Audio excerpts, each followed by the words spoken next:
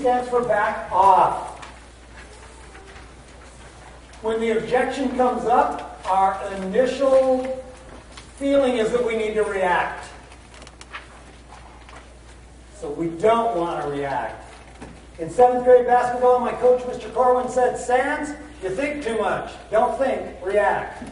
Well, you know what? That worked in 7th grade basketball. It doesn't work at the kitchen table. Reactions are not good. In fact, I'm trying to get rid of 3 bad reactions. The first one is the urge to strike back.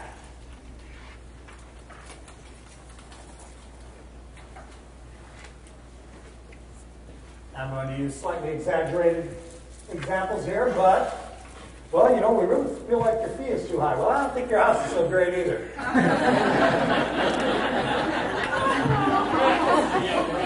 I say that. Can we say that? That's why I'm keeping my mouth shut, so I don't drop back with the quip. I don't want to strike back. It's a bad reaction. The next thing I don't want to do is I don't want to give in. You know, there's an agent that'll do it for % less. Well, I'll do it for 1.5% then. I don't want to give in. And I'm not going to tell you I have never negotiated my fee. I'm not going to try and tell you that. Here's what I will tell you. I don't do it very often, and there better be something in it for me if I ever do. Now, Stephen is my closest friend in the world, and now Maureen's mad because before she was. So Stephen's my closest friend in the world, and every year he gives me 3 or 4 or 5 referrals. I am giving him a better deal than you. But you know what? I come into him with that deal. He doesn't negotiate it from me. I come in with it. You know, Stephen, I'm really thankful that you brought up my fee. Let's talk about my fee a little bit because you give me a lot of business, and that means something to me, and I want to show you what it means to me. And so then we'll talk about whatever it's going to be. He may still think that's too high, but I'll play around. But I don't come down much because when you come down, you're just saying, well, you know, you're right, I'm really not worth it. And gosh, this is the only way I can get any business. Abundance. I want to come from the place of abundance, not the place of scarcity. Scarcity is when I don't know when the next deal is coming through, so I better do whatever they tell me to do to get this one. I don't want to be there. Even if business-wise I'm there, I don't want to be there mentally. I still want to have some abundance, at least in my head. And lastly, I don't want to get so mad that I just break off our negotiations.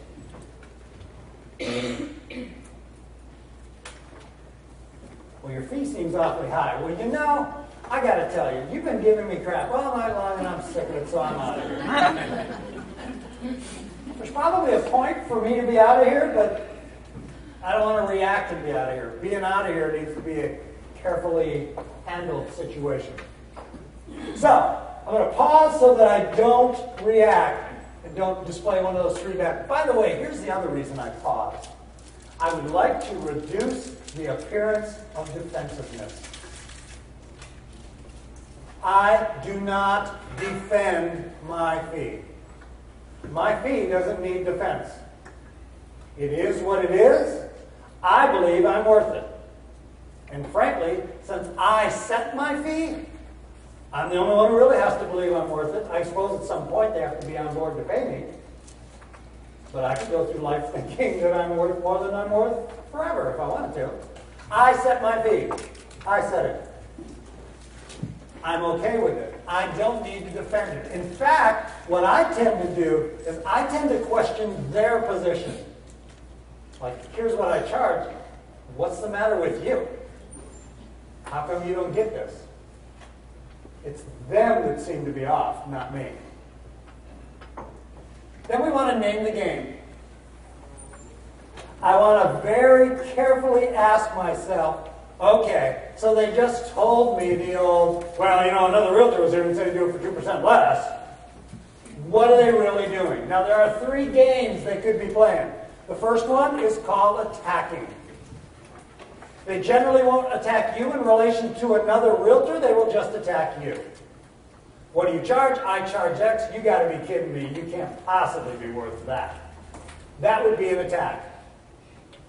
Most people won't attack you personally. They're just not going to do it. You've heard the phrase going postal. Well, you might go realtor on them, you know, climb up to the attic might start shooting the neighbors and stuff. Who knows? Most people aren't going to attack you, but they could. Second thing they might do is they might stonewall you. There's probably a better word for that, and I guess I'd call it withhold. But they're going to put up a stonewall between you and them, not give you good information, not really help you understand why or how they feel the way they feel. They're just going to kind of stonewall you out, put up the wall between you, not give, withhold information. And the third thing they might do is they might just lie to you. They might try to mislead you. I just call it trickery. We have a few people in here who are pretty young. Most of us are seasoned agents. So I hesitate to say this for the youngsters in the room, but there are actually people out there who will lie to you. Yeah. It's one of the realities of life. So I want to name the game. I'm also buying time. I'm buying time to think. I'm buying time to digest. I've been with these people all night now. So I really need to kind of buy some time to start to think about where they're coming from. And then I will finally open my mouth. And when I open my mouth, what I'm going to do is acknowledge the objection. I can simply say, I'll give you three choices. You pick whichever one you like. I use them all, and kind of intertwined. I understand how you feel. I appreciate you bringing that up. Thanks for sharing that with me. Please don't say all three.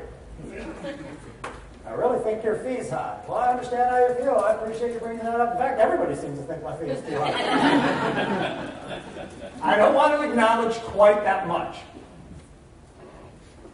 But acknowledge is huge, because when was the last time you called the utilities company or the phone company or the cable company?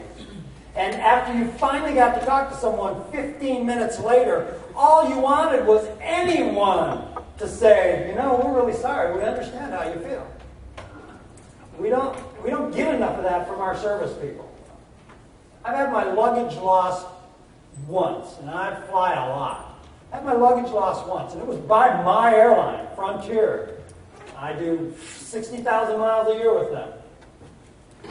I'm in Milwaukee. I have to teach the next day at 9 in the morning. I'm in at 9:30. I'm in on an 11 p.m. flight. My luggage isn't there. And Frontier doesn't connect. Frontier goes from Denver to somewhere. That's it. Obviously, it wasn't like, my bags fell out and right. No, they just didn't put them on the right plane. I'm trying to explain this to the Frontier lady. Now I have to teach the next morning. Not once in our entire, I'm going to say 15-minute conversation, did she even acknowledge that my bags were missing. And I got to tell you, I was pretty torqued. In fact, I went over to get my car, without my luggage, of course. Went over to get my car, and she must have apologized for 5 minutes, and it wasn't even her thing. Oh, that's really terrible. I hate when that happens to me. You know what? I could have used some of that acknowledgement. You know what? It must be really frustrating. And we're going to try and find out where your bags are. We're going to try to do none of that. None of that. Now, I got it on the phone eventually. We'll try to find your bags. Isn't that hard? Folks, you scan them when they go in. They didn't show up. Where are they? Here's what they did. Instead of sending them to Milwaukee, they sent them to Chicago. It's close. In the ballpark. 60 miles. Whatever. I just needed some acknowledgement. Hey, I understand how you feel. Acknowledgement. Good.